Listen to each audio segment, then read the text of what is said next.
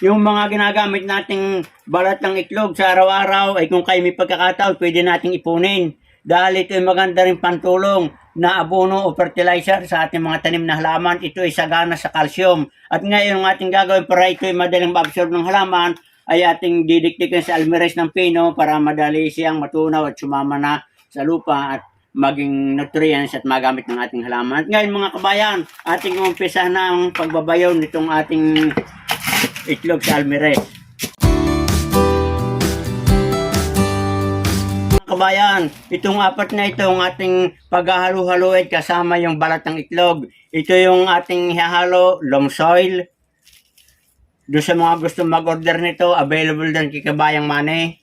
At ito yung kokopet. Yan, bali ito ay 1 kilos. Ito yung ating hahalo dito. At meron din tayong sinunog na ipa o rice hull kung tawagin. Yan. At ito naman yung ating rice hull o yung ipa. Napakaganda at pabulok na. Madali siyang ma-absorb ng ating mga halaman. So ito mga kabayan ay atin ang ihahalo.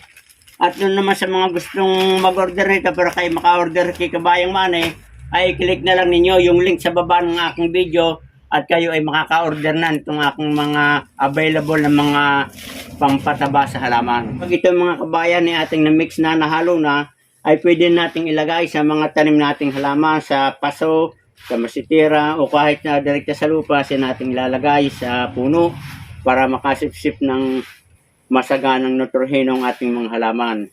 Kabayan, itong ating ginawang organikong pataba na pinaghalo-halo ay dito naman natin ilalagay sa aking tanim na broccoli para siya ay mas lalo ring gumanda at tumaba at lumaki yung kanyang bulaklak. At atin muna tatanggalan itong mga damo sa paligid nitong kanyang polybag. Yan.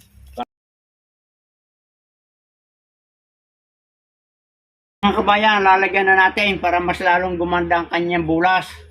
Yan. At pagkatapos ating didiligan. Yan, napakaganda niya mga kabayan. Pinaghalo-halong carbonized rice hull, kokopet, at saka itong ating eggshell.